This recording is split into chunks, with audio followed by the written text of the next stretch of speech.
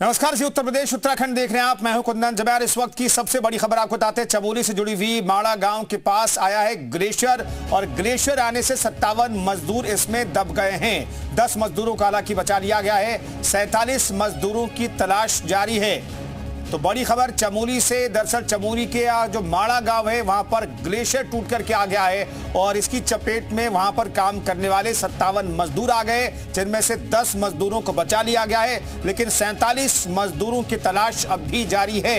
इस वक्त की बड़ी खबर आपको बता रहे हैं। चमोली का माड़ा गांव, जिसे प्रधानमंत्री नरेंद्र मोदी ने फर्स्ट विलेज कहा था, पहले से आखिरी गांव कहा जाता था, लेकिन वहीं पर ये हादसा हुआ है।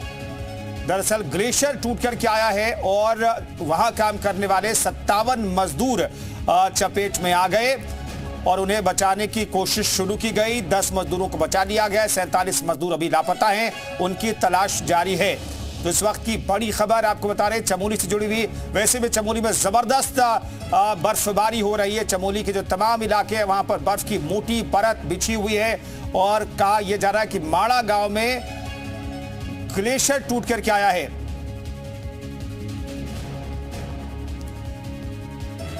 चेतराम जी हमारे साथ, बीआरओ के इंजीनियर हमारे साथ मौजूद हैं। चेतराम जी, सबसे पहले आप बताइए क्या हुआ है। साहब, आज सुबह ये जो हमारा लेबर कैंप था माना के लिए, जो ईपीसी कॉन्ट्रैक्टर का लेबर कैंप है, जहाँ पे उनके ऑपरेटर बंदे सारे रहते हैं वहां पे, तो वहां पे सुबह जो हिल साइड से उसमें एवलांच आ गया जी।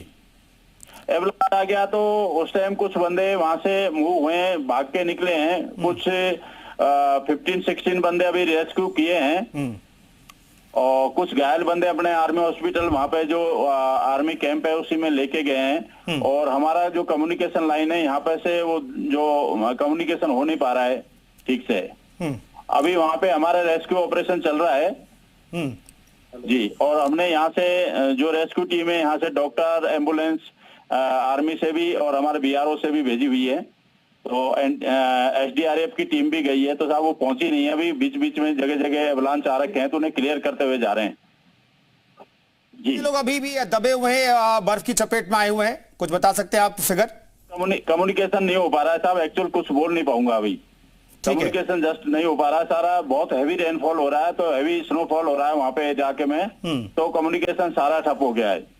कितने मजदूर वहां पर कैंप में थे ये बता सकते हैं आप? टोटल लोग थे करीब 57 के करीब जी। उनमें से खबर आ रही कि 10 लोग किसी तरीके से बचाए गए, बच गए। हाँ, वो निकाल लिए। कुछ लोग वहां से मूव हो गए थे, भाग गए थे। तो कुछ लोगों को आर्मी हॉस्पिटल में रेस्क्यू जो निकाल रहे हैं उनको लेके गए हैं। करीब 2 से 3 बंदे हैं। तो अभी जस्ट जैसे ही कम्युनिकेट होगा साहब, अभी पता नहीं है क्लियर। ठीक है, एक आखिरी सवाल चेतराम जी, ये क्या पहाड़ के ठीक नीचे ये बेस कैंप था जहां पर मजदूर रह रहे थे? कैसा इलाका है वहां पर, जरा अगर समझा पाए तो? के जस्ट नीचे नहीं थे, सेफ साइड में ही थे। ऐसे एवलांच रेगुलर आता नहीं है वहां पे, बट थोड़ा हैवी स्नोफॉल होने की वजह से स्लिप होके ये इंसिडेंट हो गया जी।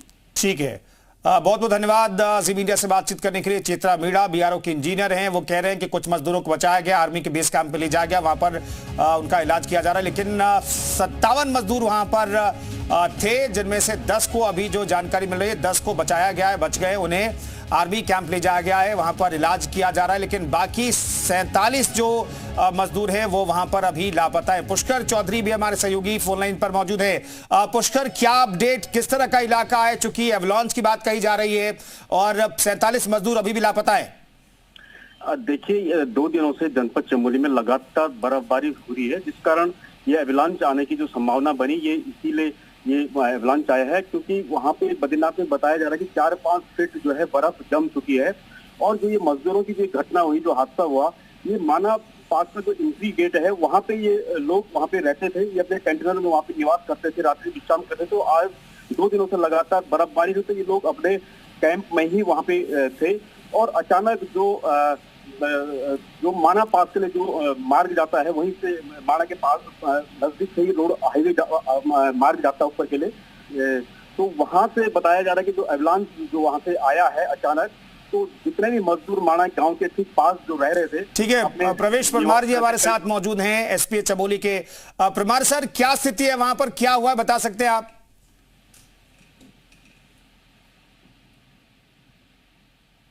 पैकेज एसपी साहब आपको आवाज मिल रही है?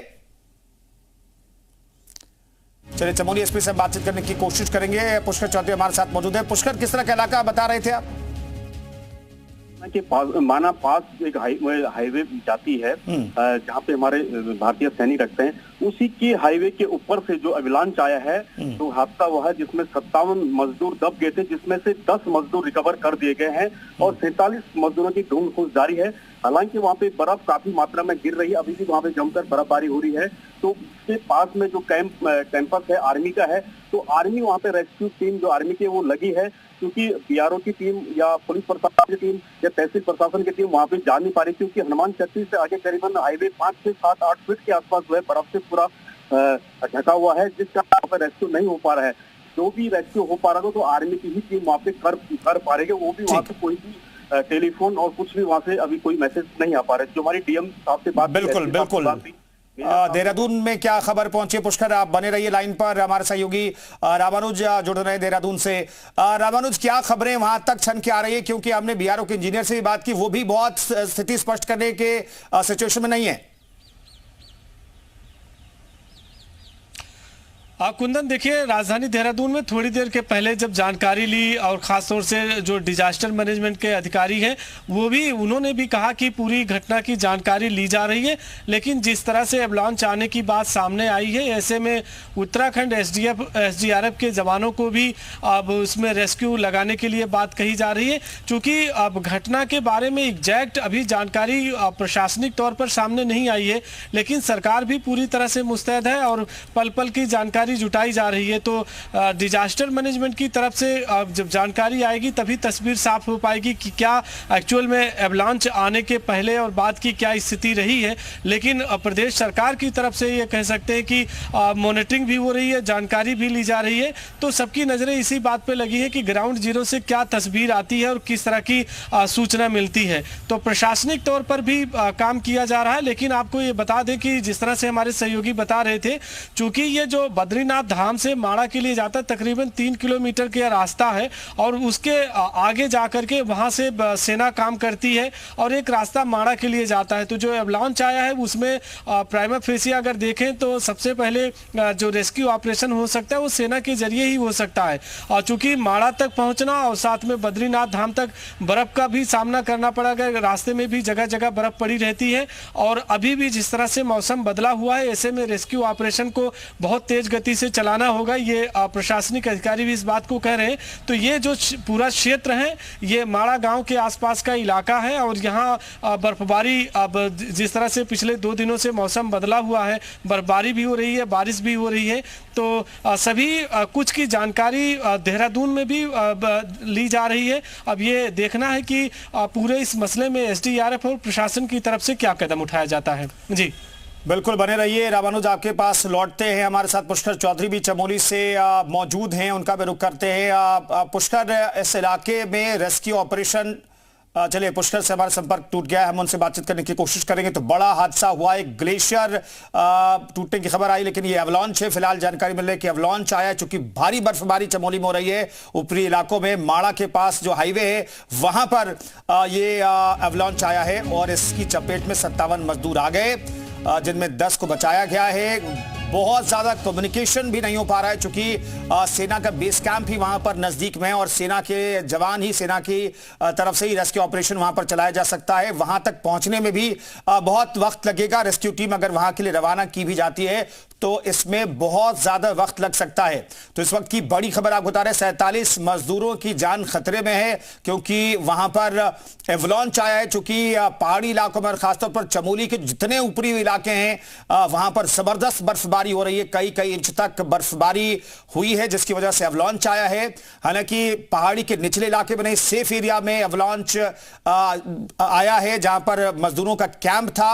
वहां के बारे में कहा जाता है वो सेफ एरिया था। यहां पर आमतौर पर एवलांच नहीं आता है, लेकिन एवलांच आया भारी बर्फबारी के बाद और इसकी चपेट में आने से 57 मजदूर बर्फ में दब गए, लेकिन उनमें से 10 को बचाया गया है। उन्हें आर्मी कैंप ले जाया गया, हॉस्पिटल में भर्ती कराया गया है और बाकी मजदूरों की तलाश के लिए वहां पर टीमें भेजी जा रही हैं।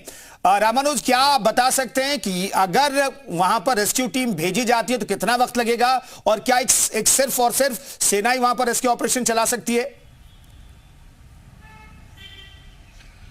देखिए, पूरी डिटेल बता सकते हैं, क्योंकि ये आप ये समझिए कि बद्रीनाथ धाम से जब आप 3.5 किलोमीटर की साइड में चलते हैं ऊपर के इलाके में, तो ये माड़ा गांव आता है, जिसे हम आखिरी गांव, और प्रधानमंत्री ने कहा था कि ये देश का पहला गांव है। तो उस माड़ा गांव से एक रास्ता माड़ा पास के लिए जाता है, जहां पर सेना का बेस कैंप है, और उसी इलाके में एवलांच आया है। पूरी सामने से पहाड़ी अगर आप देखेंगे तो वहां पर पूरा वो बर्फ से ढका रहता है, और गर्मी के मौसम में भी वहां बर्फ दिखाई पड़ती है। लेकिन एवलांच को लेकर के एग्जैक्ट जो अब रेस्क्यू ऑपरेशन है उसके बारे में जरूर दर्शकों को बता दें कि जब एवलांच आता है, और खास तौर से इस इलाके में, वहां पर एसडीआरएफ और सेना के साथ में लोकल पुलिस की भी टीम रहती है। लेकिन जो पूरा क्षेत्र है, चूंकि बर्फबारी भी हो रही है, और ऐसे में वहां पर रेस्क्यू चलाना और एवलांच के बीच में जाकर के ये थोड़ा मुश्किल भरा काम होता है। और यहाँ सबसे पहले अगर रेस्क्यू चलाया जा सकता है तो सेना के जरिए ही है, चूंकि सेना का जो बेस कैंप भी है और सेना के जवान,